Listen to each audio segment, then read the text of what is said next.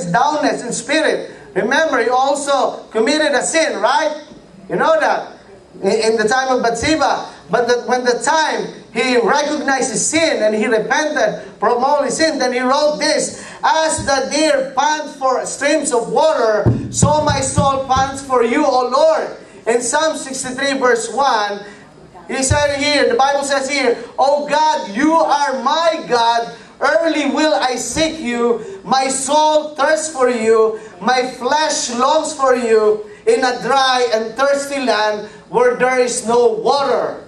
So the conclusion here is two things only I share. Receive the gift of God and always drink the living water.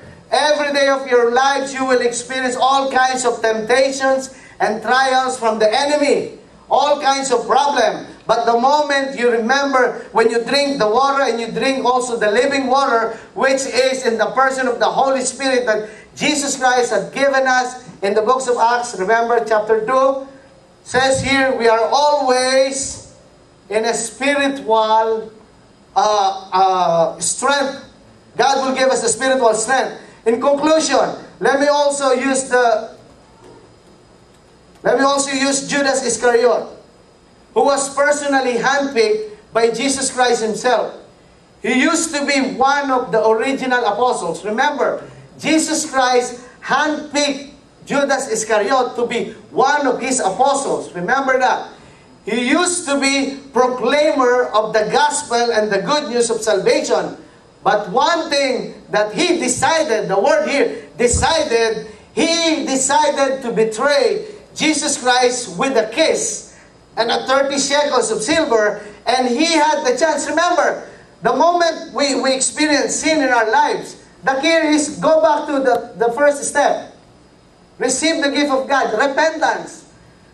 Judas had the chance to repent from all his sins. But he never repented, but he only had remorse. And the reason why, he killed himself by hanging himself on the tree. King Solomon, though I use him as a metaphor in the first step, when he became a worshiper of a pagan god, but remember, he also wrote the book of Ecclesiastes. Remember, he wrote Vanity of Vanities. If you will read all those verses and all those chapters, you will know that truly King Solomon repented from all his sins. And then he came back. And so here, King Solomon came back to God, as we can see in the writings of Ecclesiastes. Remember Peter, this is the great comeback. Peter also denied Jesus Christ 3 times. He was one of the apostles. He was the eldest of all the apostles. But the moment he denied Jesus Christ 3 times, where he was gone. He was afraid of declaring anymore the good news of our Lord Jesus Christ. Well, in fact, all the 11s disappeared. Right?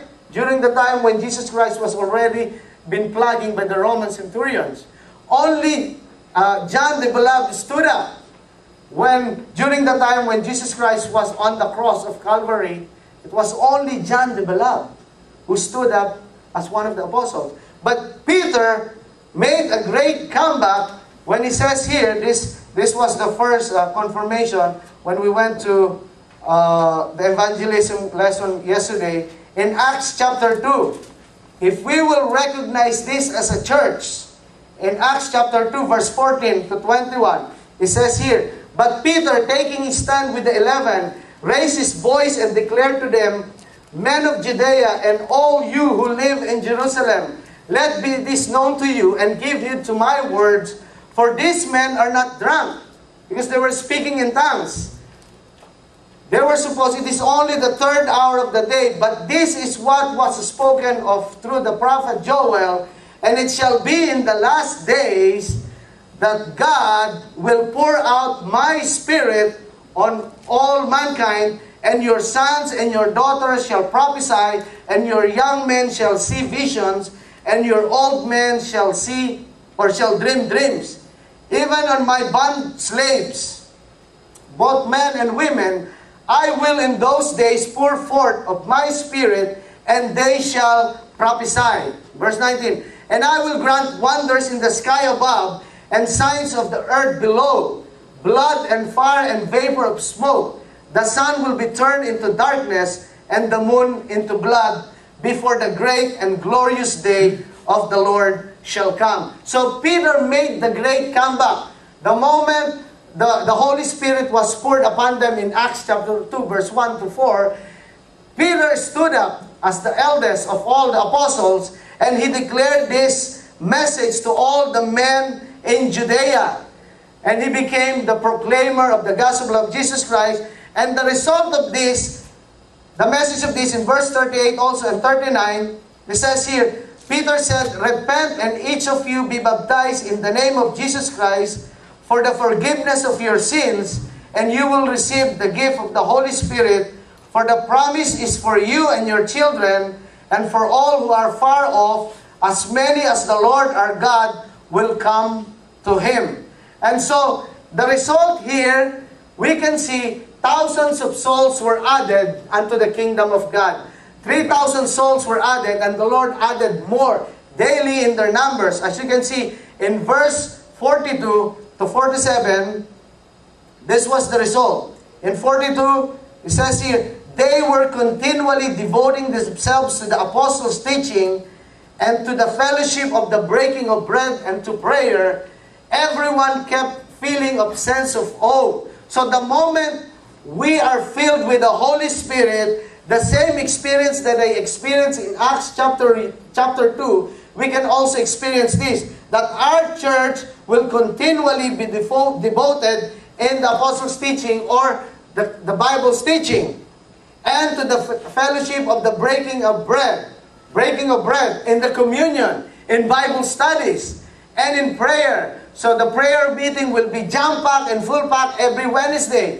Every people will come here if we are filled with the Holy Spirit. And verse 43, "Everyone kept feeling a sense of awe, and many wonders and signs were taking place through the apostles." If our church, if each and every one of us here are filled with the Holy Spirit, signs and wonders will always follow us every day of our lives, not only on Sunday services, but the moment you step out of this church, when you go to your workplaces, when you go to your school, signs and wonder will follow you. The moment you lay your hands to the sick people, they will be healed. The moment you share the good news of our Lord Jesus Christ, they will accept the Lord Jesus Christ as their Lord and Savior, and numbers will be added unto the kingdom of God. And it says in 44, "And all those who had believed were together and had all things in common, and then they began selling their property and possessions and were sharing them all with them as anyone might have need."